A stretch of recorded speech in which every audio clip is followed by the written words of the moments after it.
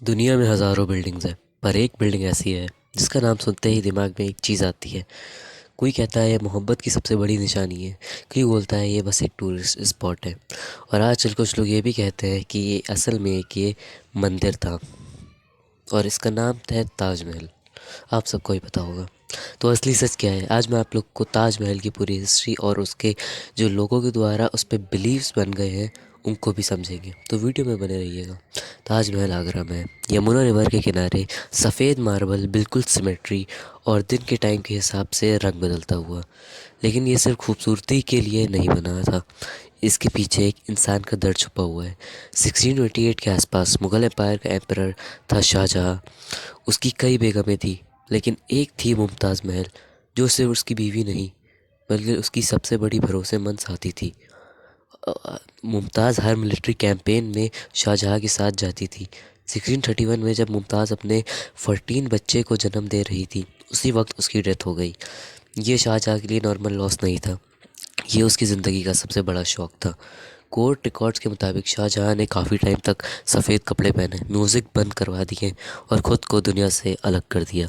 उसी दर्द से एक फ़ैसला निकला कि मुमताज़ के लिए कुछ ऐसा बनाया जाए जो दुनिया कभी ना भूल पाए।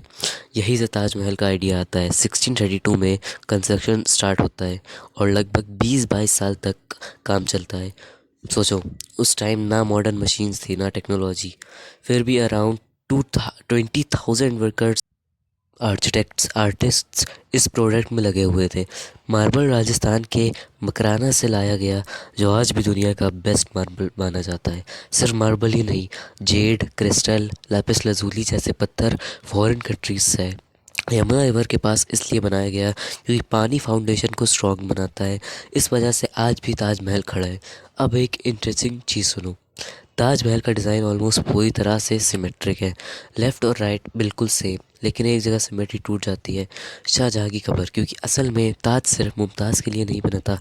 शाहजहाँ को खुद बाद में जब उसका बेटा औरंगज़ेब उसे हटाता है, तब उसी के बगल में दफनाया जाता है। इसलिए वो बैलेंस तोड़ता है और ये चीज़ आज भी देखने को मिलती है। अब आते हैं सबसे ज़्यादा बोलने वाले टॉपिक पर। क्या ताजमहल मंदिर था? कुछ लोग कहते हैं इसका पुराना नाम तेजो महल था और ये शिवा का मंदिर था। आप लोग जब ये सुन रहे होंगे तो आप लोग को लग रहा होगा कि इसका कोई बहुत स्ट्रॉन्ग एविडेंस या प्रूफ है, पर ऐसा नहीं है। ये जो लोग इतने कॉन्फिडेंस से बोल रहे हैं, बट सच ये है, ये तो दोस्तों इसका कोई एविडेंस है ही नहीं। मतलब है ही नहीं एविडेंस। और हिस्ट्री में सिर्फ बोल देना काफ़ी नहीं होता है, प्रूफ चाहिए होता है। आज तक कोई ऐसा सॉलिड हिस्टोरिकल एविडेंस नहीं मिला जो ये प्रूफ कर सके कि ताजमहल मुग़ल से पहले मंदिर था। ना किसी एंशियंट हिंदू के टेक्स्ट में इसका रेफरेंस मिलता है, ना किसी ट्रैवल रिकॉर्ड में। इंडिया के कोर्ट्स में एक केस कई बार आया, लेकिन हर बार ये इसलिए रिजेक्ट हुआ क्योंकि प्रूफ ही नहीं है। कुछ लोग आर्किटेक्चर को का एग्जाम्पल देते हैं, जैसे लोटस डिज़ाइन या ज्योमेट्रिक पैटर्न्स, लेकिन सच ये है कि मुग़ल आर्किटेक्चर खुद पर्शियन और इंडियन स्टाइल्स का मिक्स था। इंडिया में जो भी बिल्डिंग बनती है उसमें इंडियन इन्फ्लुएंस आना भी नेचुरल है। इसका मतलब ये नहीं होता कि वो मंदिर ही हो।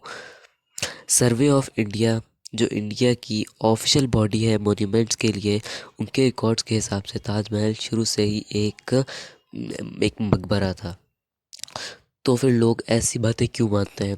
सबसे पहला रीज़न पॉलिटिक्स है, जहाँ हिस्ट्री को अपने हिसाब से ट्विस्ट किया जाता है। दूसरा रीज़न इमोशन है, लोग अपनी आइडेंटिफाई के साथ चीज़ों को जोड़ देते हैं। और तीसरा रीज़न सोशल मीडिया है, जहाँ आधी नॉलेज को पूरा सच बना दिया जाता है, जैसे कि व्हाट्सएप यूनिवर्सिटी। पर एक सिंपल रूल याद रखो, हिस्ट्री बिलीफ में नहीं एविडेंस पे चलती है। इस बात का भी प्रूफ है कि 1600s में जो फॉरेन ट्रैवलर्स इंडिया आए, उन्होंने अपनी डायरीज़ में ताजमहल का जिक्र किया। मुग़ल डॉक्यूमेंट्स में कंस्ट्रक्शन का डिटेल मिलता है। मुमताज़ महल की बॉडी आज भी वही है। ये सारी चीज़ें मिलकर एक ही हैं, कहानी बताती हैं। आखिर में एक बात समझनी ज़रूरी है, ताजमहल सिर्फ एक मुस्लिम मॉन्यूमेंट या सिर्फ एक इंडियन मॉन्यूमेंट नहीं है। ये एक इंसान की फीलिंग का सिंबल है, लॉस का, प्यार का, यादों का। सवाल पूछना गलत नहीं, पर बिना प्रूफ के किसी चीज़ को सच मान लेना भी सही नहीं होता। ताजमहल हमें ये सिखाता है कि जब इंसान किसी को सच में चाहता है तो वो उस याद को पत्थर में भी ज़िंदा कर सकता है। अगर तुम्हें हिस्ट्री को शोर शराबे के बिना शांति समझना पसंद है तो ये चैनल को सब्सक्राइब ज़रूर करो और कमेंट में ज़रूर बताना कि तुम ताजमहल को किसी नज़रिए से देखते हो, क्योंकि हिस्ट्री जब तब ज़िंदा रहती है जब हम उसे समझने की कोशिश करते हैं, ना कि लड़ने की। और इस वीडियो में कोई मैंने प्रोपेगेंडा नहीं फैलाया है, सिर्फ सच बताया है। मेरा कोई मकसद हेट फैलाने का नहीं था। ऐसा शायद कुछ लोग को लग रहा होगा, पर ऐसा नहीं है, क्योंकि मुझे ऐसी परवरिश दी नहीं गई है। जैसे धर्मों के बीच इंसल्ट, हेट फैलाना, दूसरे धर्म की इंसल्ट करना। बस सच ये है कि ताजमहल एक मुग़ल के द्वारा, सॉरी, इंडियंस के द्वारा बनाया हुआ एक मोन्यूमेंट है। और इसको तेजो महल्ला बनाने की कोशिश ना करो, बिकॉज वो एक मुस्लिम आर्किटेक्चर है, इसलिए नहीं।